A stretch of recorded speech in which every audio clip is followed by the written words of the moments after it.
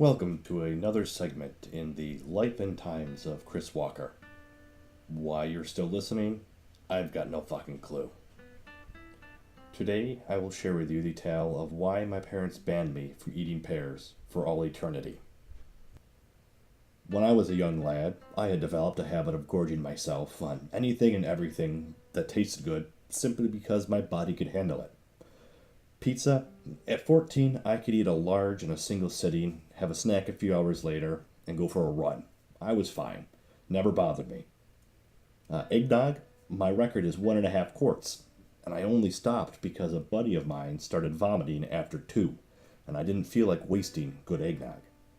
Granted, 6 hours later, I did blow a hole in the bathroom floor, becoming the inspiration for the song Chocolate Rain, but other than that, I was fine. And I never even broke 140 pounds at 5'8" until I was 22. In high school, we would go on what we referred to as cheap beef runs, where I would eat 4 or 5 McDoubles, and then we would get the cheap beef runs.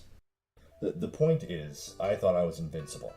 Then one day, that youthful invincibility was shattered, as was my colon. When I was 16, my parents got a sweet deal on pears that summer. It was a whole bushel basket from a shifty neighbor who, years later, he was arrested for stealing boat tarps in the dead of night, dragging them down the road from the local marina, then selling them on eBay and shipping them out of his house.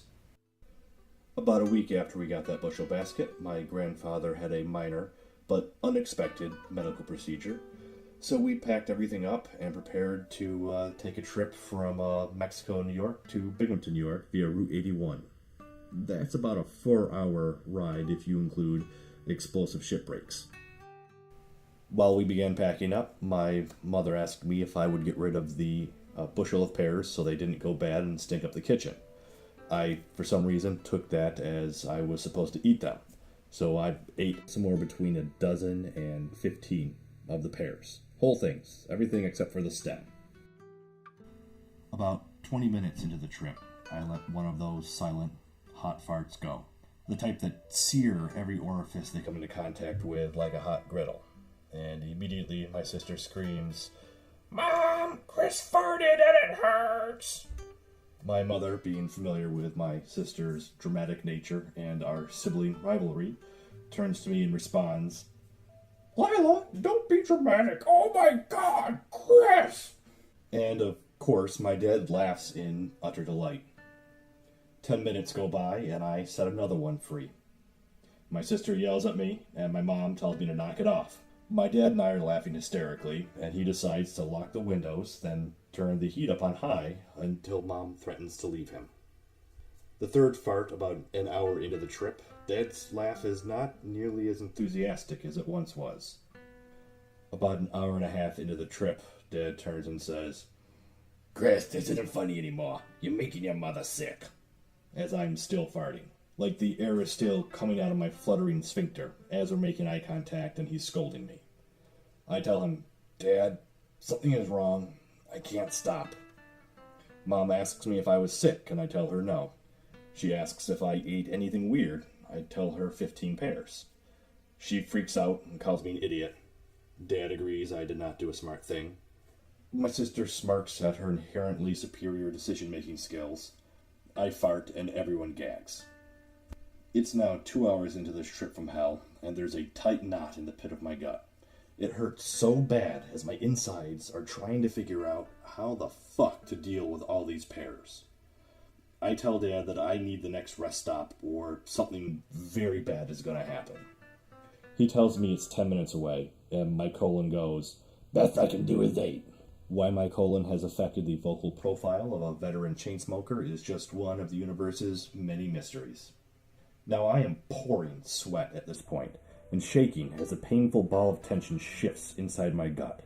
A gurgling sound slides from the right to the left, and my sister looks at me horrified and says, "I heard your poop move." To which Dad laughs, and Mom scowls. I let yet another fart rip, and that one ends with an abrupt, wet plugging sound. It's a sound I've tried to reproduce for you, but I've officially gone through 3 microphones in the process, so you're just going to have to trust me. That was the last time I would be able to fart that day. The windows are just kind of staying down at this point, and Mom is making little gagging sounds every couple of seconds. We finally get there. Dad parks, and I jump out of the car. I run inside the rest stop and throw open the door of the bathroom to see that all 3 stalls are occupied. My heart just drops. I stand there in complete shock for a second or so, wondering what the hell am I going to do. Then I hear one of the doors unlock, and I apologize profusely to a gentleman as I rush past him, slam the door shut, drop my pants, and fall to the seat, just as my cheeks part and the gates of hell swing open. If you're listening to this, I'm just going to assume you've seen Dumb and Dumber, so you know what's about to happen. It was just like that, except 3 people could hear every squirt, plop, and splash as the poorly mixed pudding texture mess erupted out of my tender teenage hiney hole, splattering the inside of the bowl like a sinister Jackson Pollock. I don't know how, but it felt like at least a third of the pears had somehow reassembled themselves inside of me before deciding to rapidly depart from my body. This disaster was a wild combination of consistencies. For a few violent moments, my ass was center stage in what can only be described as a Blue Man Group sketch, artistically celebrating the phases of matter. Liquid, solid, gas, solid, liquid, fiery jets of plasma, back to a viscous, rancid, ropey ass fluid, splashing, plopping, blasting, to some unearthly rhythm.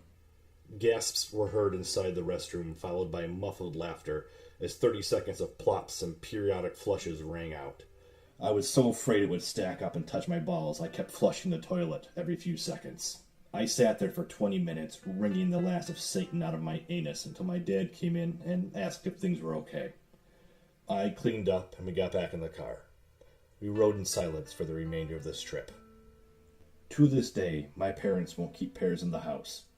If they find pears at any family function, they immediately remove them from the table and take great pleasure in sharing the gruesome details of the story with everyone present.